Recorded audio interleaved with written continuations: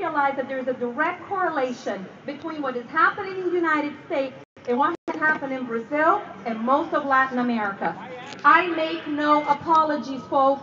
What is gradually being imposed on America today, the lens of the once free, is Marxism through and through. Right. That's right. But I've got a new line for you. I like to call it 21st century Marxism because it's different than the way Marxism was implemented in Cuba. There is not a bloody revolution. It's an ideological revolution. But this is just a camouflage statement for communism to help people feel better about the redistribution of wealth taking place here today. The model for implementation of 21st century Marxism is quite simple. First and foremost, the press is used to create economic instability. Then, a progressive candidate is introduced to the masses as the Messiah. We've all seen that. Who's going to regulate the evil capitalist system and fix all societal problems. This candidate has a political platform with plenty of social changes that will fix the inequality between those who work hard and file their taxes and those who have nothing because of the rich, to each according to their needs, from those according to their means. Everyone will be more equal and feel better about themselves. Isn't that the message that they're trying to sell to us these days? This Messiah is adored by the media and the entertainment industry, who unthinkingly and blindly preach his social programs to the masses. The election process then itself is corrupted by voter fraud and intimidation. All we have to do is look at what Acorn did during the 2008 elections and what they just tried to do in New Jersey last week. Upon taking office, social programs are immediately implemented, benefiting those who helped get him elected to the detriment of the tax-paying class that bears the bills every time and struggles to keep its standards of living. Perfect example, look at the sweet deal that UAW got with General Motors just recently. What we fail to realize at this point, and this is where America is today, is that the campaign is not over. An extremely clever and massive psychological process of self-exposure is needed in order to demonize any and all possible political opposition. The same media machine available during the election now provides uncountable hours on primetime TV and printed media, assuring the necessary exposure. Our tax dollars, along with his presidential status, will allow him to crisscross the world and our nation so that he can continue to market himself personally. The last time I checked, he was just in Japan last night. At the same time, the image of a Messiah is branded into the minds of our children at our schools, assuring worship from future generations. The false image of a universally approved dear leader is created, making the opposition voices sound completely out of context. A majority-controlled legislative body passes the necessary constitutional changes needed to increase the number of terms as well as minimize the possibility of the buildup of a strong opposition. These laws are then rubber-stamped by a judiciary loyal to the party in power. The democratic way to keep the Messiah and his Marxist agenda in power is now accomplished, and that's where Latin America is today. However, if their agenda creates a socio-economic environment bad enough, even to their own believers, opposition will try to democratically reverse the situation by defeating the Messiah and any other designated successors. That is when the Marxists in power, though, unilaterally call for the end of democracy and announce the start of a new era of government for the people. That's Venezuela today, and we are way on our way. We are on its way. This is starting to sound similar, I hope, because it should. We need to pay attention to our own backyard.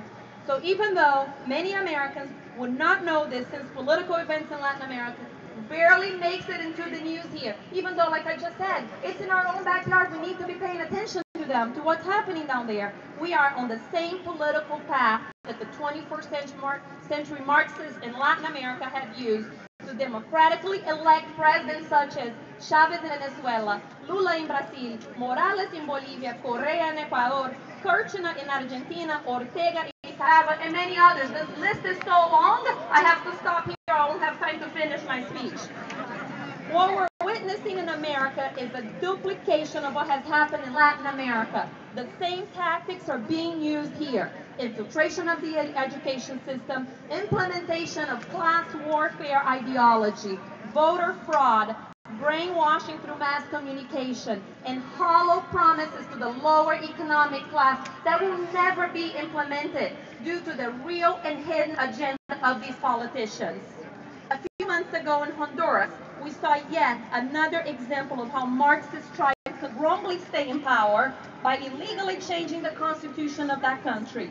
Most disturbingly to me, and it should be to you, is the fact that our own president aligned himself with the America-hating Chavez, Castro, and Ortega, who are all die-hard communists who are supporting another well-known communist, Manuel Zelaya.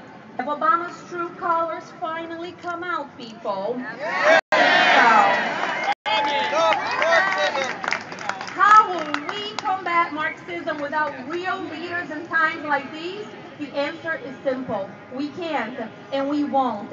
Once in power, the first point on the Marxist agenda is to destroy any real conservative leadership they see as a credible threat. All we have to do is take a look at what the mainstream media did to Sarah Palin during the 2008 elections, and they continue to do it to this day. They won't stop until they have accomplished their agenda. So do not be mistaken, they won't stop with Sarah Palin. The people of South America who believe in freedom, not tyranny, are fighting to remove these corrupt leaders from the power gain and sham democratic processes. In many instances, however, it is simply too late. Marxists have taken over the legislative and judiciary branches of those countries through a combination of corruption and ideological maneuvering. Citizens of those countries, just like you and I, are paying the price for believing in silver-tongued politicians who made promises of hope and change that will never be turned out to be true. They believed in hope and change, just like many Americans did. And there has been change in Latin America, just not the change that the people were waiting for. And I'll give you an example. In Venezuela today, Venezuelans are only allowed to take 3-minute showers. Chavez didn't put that forth when he got elected. In Brazil just this week, in Rio de Janeiro, a city with 17 million people, there was a power outage so enormous because the government is not taking care of its system that people are without water to this day. So, is that what we want for America? No! In conclusion, although this Marxist ideology has already infiltrated us so deeply, we must remind ourselves as Americans that we should not accept defeat. This is why we're here today, and this is why we have to continue with these movements. This is just the beginning. We have to unite and act. We must not just talk the talk, we have to walk the walk. We need to take our country back.